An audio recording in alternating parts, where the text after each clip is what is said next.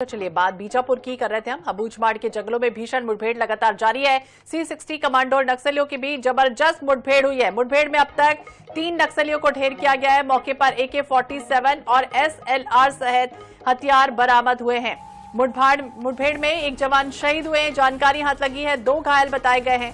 कल से लगातार जारी है एनकाउंटर। महाराष्ट्र के गढ़चिरौली से लगे अबूझमाड़ के जंगलों में ये कार्रवाई की जा रही है। तो अबूझमाड़ के जंगलों में लगातार मुठभेड़ जारी है।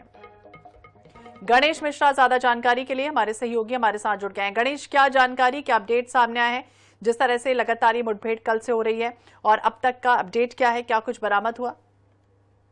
देखिए, छत्तीसगढ़ के बीजापुर और महाराष्ट्र से लगा हुआ जो इलाका है अबूझमाड़ का, उस इलाके में नक्सलियों के मूवमेंट को देखते हुए एक ऑपरेशन लॉन्च किया गया था और इस ऑपरेशन के दौरान 2 दिनों से लगातार उस इलाके में मुठभेड़ जारी है और इस मुठभेड़ में अब तक 3 नक्सलियों को मार गिराया गया है और उनके तीनों नक्सलियों के शवों के साथ AK-47 और SLR जैसे राइफल भी बरामद किए गए। परंतु दूसरी बात है कि इस मुठभेड़ में 3 जवान घायल थे, जिनमें से एक जवान जो है C60 कमांडो का जवान दीपक चिन्ना मड़ावी, वो शहीद हो गए हैं और घायल जवानों को नजदीकी जो है गढ़चिरौली लाया गया है, जहां पर उनका इस समय प्राथमिक उपचार किया जा रहा है। जी, तो हमें गणेश बता रहे हैं हमारे सहयोगी कि C60 कमांडो के कांस्टेबल दीपक चिन्ना मड़ावी, जिनकी उम्र 38 वर्ष बताई गई है, वो पहले घायल हुए थे। उन्हें हेलीकॉप्टर की मदद से स्वास्थ्य विभाग ले जाया गया, लेकिन उन्हें बचाया नहीं जा सका, वो शहीद हो गए। इसके अलावा अगर बात करें गणेश, तो क्या अपडेट सामने आया है, क्या कुछ मिला है और अभी जो मुठभेड़ है वो क्या जारी है?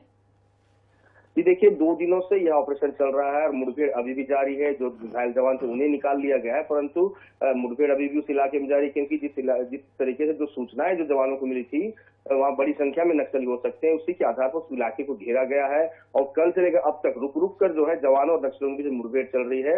अब अधिकारियों का कहना है कि ये मुठभेड़ कितने देर तक चल सकती है, क्योंकि उस इलाके में अभी भी नक्सली मौजूद है और जब तक सर्चिंग पूरी कंप्लीट नहीं हो जाती तब तक कुछ भी उस इलाके से जानकारी निकल कर आ पाना थोड़ा सा मुश्किल है। बिल्कुल, और ये इलाका अगर देखें गणेश तो हाई अलर्ट पर है, यानी इस इलाके में जिस तरह के घने जंगल हैं, दुर्गम भौगोलिक स्थितियां हैं, इसके कारण नक्सलियों का ये पूरा जो हार्डकोर ठिकाना है से माना जाता है।